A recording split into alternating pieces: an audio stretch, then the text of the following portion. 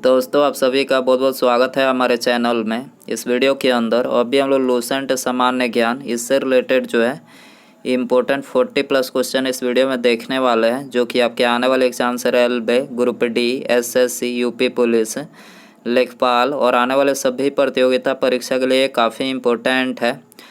तो दोस्तों आप इस वीडियो को बहुत ध्यान से लास्ट तक देखिए। चैनल पर नया है तो चैनल को सब्सक्राइब कर बेल आइकन यानी जो घंटी का निशान है उसे ज़रूर से ऑन कर दें। तो चलिए शुरू करते हैं। देखिए यहाँ पर हमारा पहला क्वेश्चन दिया गया है, भौगोलिक विस्तार के आधार पर भारतीय कृषि अनुसंधान परिषद यानी ICAR ने भारतीय मिट्टी को कितने भागों में विभक्त किया है।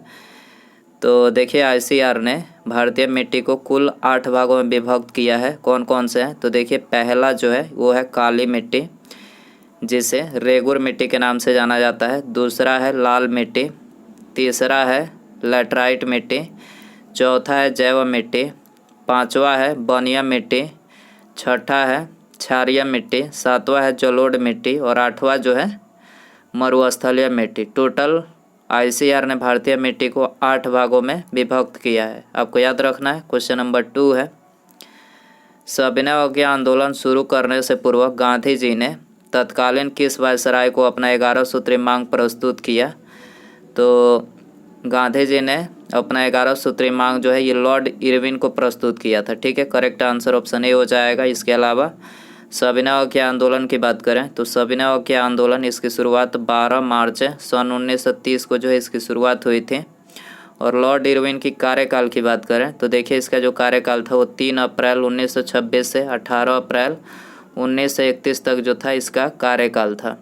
क्वेश्चन नंबर 3 है, निम्नलिखित में से कौन सी पुस्तक महात्मा गांधी द्वारा नहीं लिखी गई है।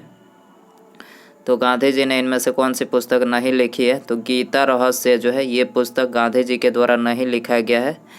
ये किसके द्वारा लिखा गया है? बाल गंगाधर तिलक। आपको याद रखना है, गीता रहस्य बाल गंगाधर तिलक के द्वारा लिखा गया है। जबकि ये तीनों जो है हिंद स्वराज, मेरे सपनों का भारत और सत्य के साथ मेरा प्रयोग, ये तीनों जो है महात्मा गांधी जी ने लिखा है। शिव समुद्रम परियोजना किस नदी पर अवस्थित है? शिव समुद्रम परियोजना किस नदी पर अवस्थित है? तो ये कावेरी नदी पर अवस्थित है। करेक्ट आंसर ऑप्शन डी हो जाएगा। क्वेश्चन नंबर 5 है, पौधे का कौन सा भाग जो बीज के प्रांकुर से विकसित होता है कहलाता है। तो देखिए ये कहलाता है तना। ठीक है, पौधे का कौन सा भाग जो बीज के प्रांकुर से विकसित होता है कहलाता है तना कहलाता है। करेक्ट आंसर बी हो जाएगा। क्वेश्चन नंबर 6 है, राष्ट्रपति प्रधानमंत्री की नियुक्ति करता है तथा उसके परामर्श पर अन्य मंत्रियों की नियुक्ति करता है, किस अनुच्छेद में वर्णित है। तो देखिए ये वर्णित है अनुच्छेद 75 में। ठीक है, राष्ट्रपति प्रधानमंत्री की नियुक्ति करता है तथा उसके परामर्श पर अन्य मंत्रियों की नियुक्ति करता है, किस अनुच्छेद में है? अनुच्छेद 75 में है। इसके अलावा अनुच्छेद 51 की बात करें तो देखिए इसमें जो है अंतर्राष्ट्रीय शांति और सुरक्षा की अभिवृद्धि, अंतर्राष्ट्रीय शांति और सुरक्षा की अभिवृद्धि का प्रावधान है अनुच्छेद 51 में। अनुच्छेद 85 की बात करें तो इसमें जो है संसद के सत्र और विघटन का प्रावधान है, संसद के सत्र और विघटन का प्रावधान है। और अनुच्छेद 81 की बात करें तो इसमें जो है लोकसभा की संरचना का प्रावधान दिया गया है। क्वेश्चन नंबर 7 है, भारतीय संविधान के किस अनुच्छेद में राज्यपाल की नियुक्ति का प्रावधान है। भारतीय संविधान के किस अनुच्छेद में राज्यपाल की नियुक्ति का प्रावधान है। तो करेक्ट आंसर डी हो जाएगा। अनुच्छेद 155 में जो है राज्यपाल की नियुक्ति का प्रावधान है। इसके अलावा अनुच्छेद 82 की बात करें तो इसमें जो है प्रत्येक जनगणना के पश्चात पुनः समायोजन का प्रावधान है। अनुच्छेद 112 इसमें वार्षिक वित्तीय विवरण, बजट जिसको बोला जाता है वार्षिक वित्तीय विवरण, इसका प्रावधान है।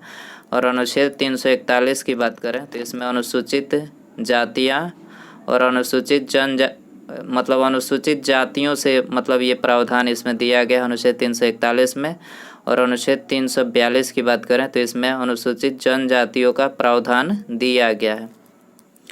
निम्नलिखित में से कौन सा कथन सत्य है? निम्नलिखित में से कौन सा कथन सत्य है?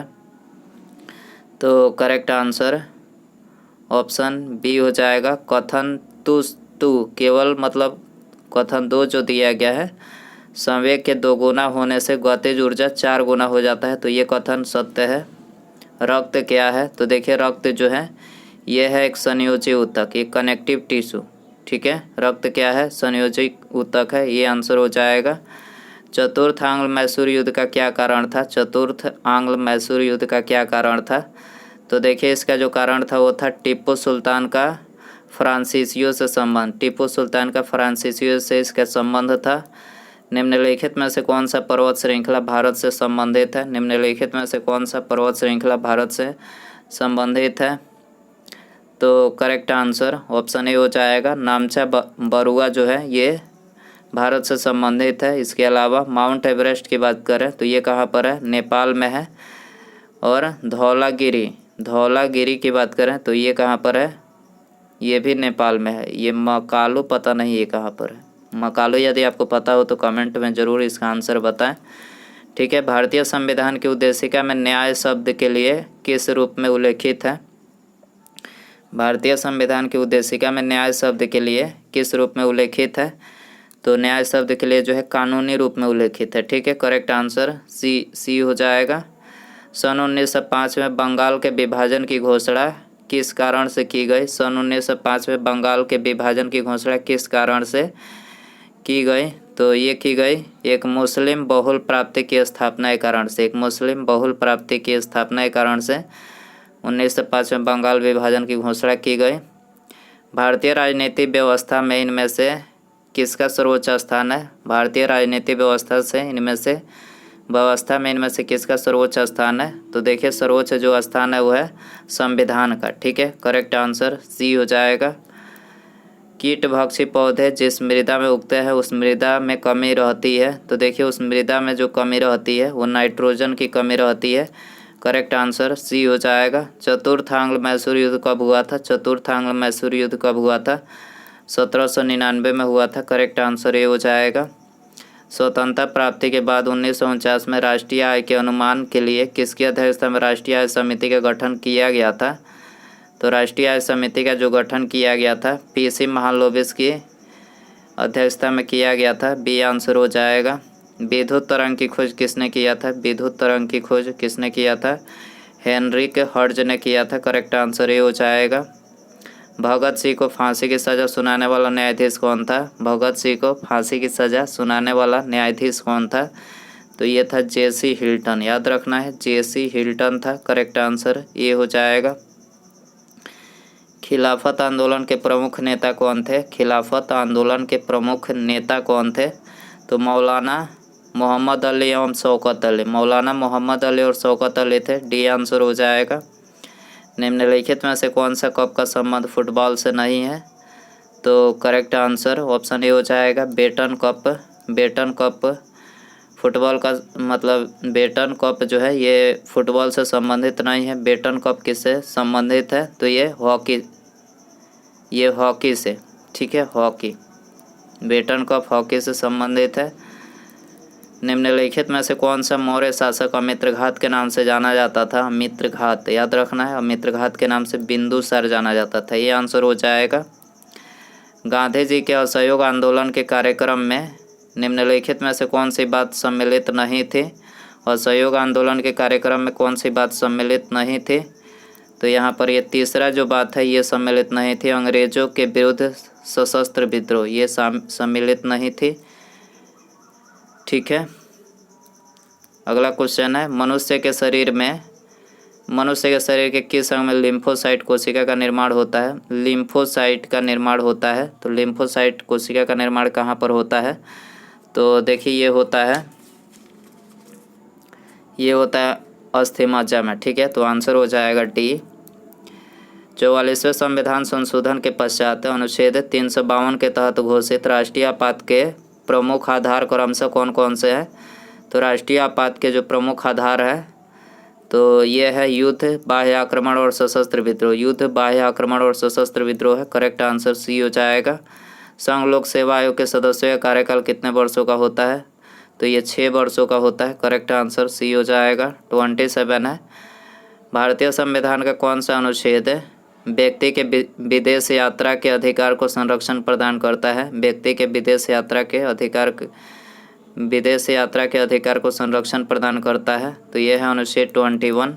करेक्ट आंसर ये हो जाएगा। रिंग फेंस का संबंध किस वायसराय से है? रिंग फेंस का संबंध किस वायसराय से है?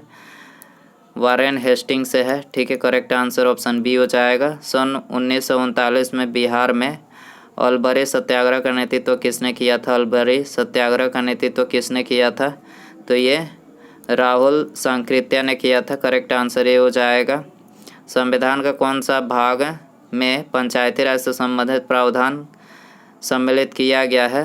तो भारतीय संविधान के भाग 9 में किया गया है। डी आंसर हो जाएगा।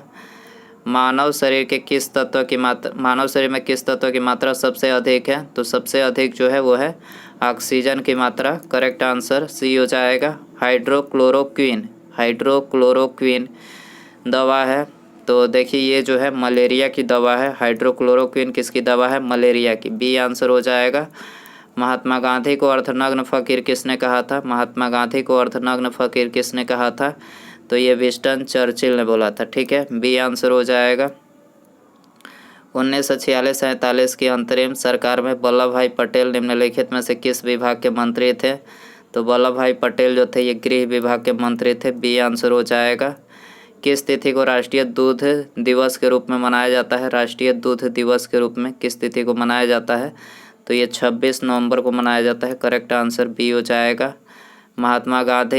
महात्मा गांधी के दक्षिण अफ्रीका की यात्रा से भारत लौटकर आने के उपलक्ष्य में 9 जनवरी को प्रवासी भारतीय दिवस मनाया जाता है। पहला प्रवासी भारतीय दिवस का आयोजन किस प्रधानमंत्री के कार्यकाल में हुआ था? तो ये हुआ था अटल बिहारी वाजपेयी के कार्यकाल में। ठीक है, करेक्ट आंसर बी हो जाएगा। भारत में कंट्रोलर और ऑडिटर जनरल यानी कैग की रिपोर्ट का परीक्षण किस संसदीय समिति द्वारा किया जाता है? तो कैग की रिपोर्ट का परीक्षण जो है ये किया जाता है लोक लेखा समिति के द्वारा किया जाता है। करेक्ट आंसर ये हो जाएगा। भारतीय राष्ट्रीय कांग्रेस का एकमात्र अधिवेशन जिसकी अध्यक्षता महात्मा गांधी जी ने की थी?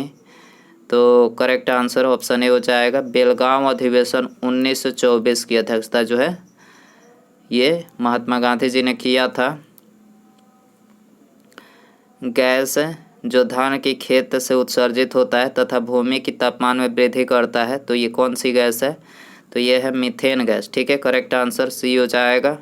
अंडमान एवं निकोबार द्वीप समूह की सर्वोच्च चोटी कौन सी है? अंडमान और निकोबार द्वीप समूह की सर्वोच्च चोटी सैडल पीक है। करेक्ट आंसर बी हो जाएगा। भारतीय शास्त्रीय नृत्य की सबसे पुरानी शैली है? भारतीय शास्त्रीय नृत्य की सबसे पुरानी शैली है भरतनाट्यम। ठीक है, करेक्ट आंसर सी हो जाएगा। दूसरा जैन तीर्थंकर कौन था? तो दूसरा जो थे वो थे अजीतनाथ थे। ठीक है, बी आंसर हो जाएगा। उसके बाद यहाँ पर हमारा अगला क्वेश्चन है, निम्नलिखित में से किस वंश के शासक ने शीशे का सिक्का जारी किया था? किस वंश के शासक ने शीशे का सिक्का जारी किया था? तो देखिए ये आपके लिए होमवर्क क्वेश्चन रहेगा। ऑप्शन है आपके पास सतवाहन, गढ़वाल, राष्ट्रकूट वंश या फिर प्रतिहार वंश। तो दोस्तों आपको इसमें बताना है कि किस वंश के शासक ने शीशे का सिक्का जारी किया था। तो दोस्तों यदि आपको इसका आंसर पता हो तो कमेंट बॉक्स में ज़रूर बताएं, और वीडियो पसंद आया हो तो प्लीज़ वीडियो को लाइक करें, अपने दोस्तों में शेयर करें, और चैनल पर नया है तो चैनल को सब्सक्राइब करके बेल आइकन ऑल नोटिफिकेशन पर क्लिक कर दें, ताकि जब भी मैं कोई न्यू वीडियो अपलोड करूं उसका नोटिफिकेशन जो है आपको सबसे पहले मिल सके। तो सब्सक्राइब करने के बाद बेल आइकन ऑन रखें। ठीक है, मिलते हैं अगले वीडियो में। नमस्कार, जय हिंद, जय भारत।